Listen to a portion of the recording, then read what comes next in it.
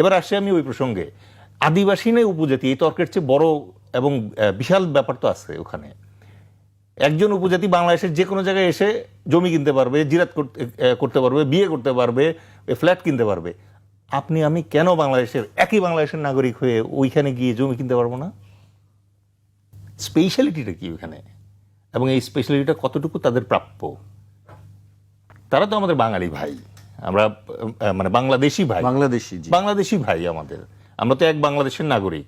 তাহলে এর ভিতরে নাথান বম কি করে হঠাৎ করে 9টা জেলা নিয়ে একটা স্বতন্ত্র রাষ্ট্র বিচ্ছিন্নতাবাদী আন্দোলন গড়ে তুললো? আমাদের জাগ্রত জনতা, আমাদের ছাত্র জনতা, তারা এই প্রশ্ন তো করছে, কোথা থেকে আসলো এটা? আপনি যে প্রশ্ন করেছিলেন সামরিক বাহিনীর উপস্থিতির ব্যাপারটা, এখানটাতে এসেই সামরিক বাহিনীর উপস্থিতির প্রাসঙ্গিকতা পায়।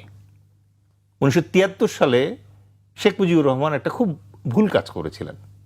উপজাতীয়রা তার কাছে গিয়েছিল একটা আবদার নিয়ে। আবদারটা কি ছিল?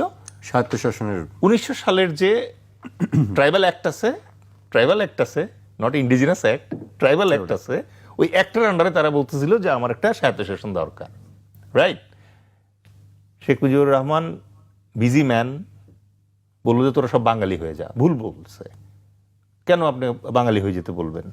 একজন চাকমা, মারমা, তঞ্চঙ্গা, গারো, সান্তাল, তাকে আপনি কেন অযথায় বাঙালি হয়ে যেতে বলবেন? বলা উচিত হয় নাই। ঐতিহাসিক ভুল। উনি গণনায় ভুল করছে। 3 লাখ মারা গেছে, 30 লাখ বলে ফেলছে।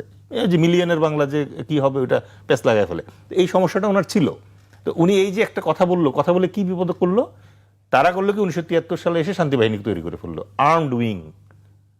পার্বত্য চট্টগ্রাম জনসংহতি সংস্থার আর্মড উইং দাঁড়ায় গেল। এই শান্তি বাহিনী করলো কি, আর্মির যে পেট্রোল আছে তার উপর আক্রমণ করা শুরু করলো। এখন একটা আর্মড উইং চলে কি দিয়ে? চাঁদা লাগে। আপনি যদি পার্বত্য চট্টগ্রামে যান এবং যদি মানে তাদের সাথে মিশে গিয়ে কিছুদিন থাকেন, কি পরিমাণ চাঁদাবাজি হয় আপনি কল্পনা করতে পারবেন না। এই চাঁদা দিয়ে তারা অস্ত্র কেনে, এই চাঁদা দিয়ে তারা ইউনিফর্ম কেনে, এই চাঁদা দিয়ে তারা যাদের কাছ থেকে চাঁদা নিচ্ছে তাদেরকে আবার অপহরণ করে। একটি প্রতিবেদনের কিছু অংশ এসেছে যে 3 পার্বত্য জেলা থেকে সন্ত্রাসী গ্রুপগুলো বছরে 700 কোটি টাকারও বেশি চাঁদাবাজি করছে। সরকারের এক গোয়েন্দা প্রতিবেদনে বলা হয়েছে এবছর প্রতিবেশী দেশের পুলিশের হাতে বাংলাদেশে পাচারের উদ্দেশ্যে জড়ো করা অস্ত্র ও গোলাবারুদের বড় 5টি চালান ধরা পড়েছে। চিন্তা করেন তো, এই যে চাঁদাবাজি করে যে টাকাটা নিচ্ছে, এখন তো চাঁদাবাজির পরিমাণ বেড়ে গেছে, কারণ রিসোর্ট অনেক বেড়ে গেছে।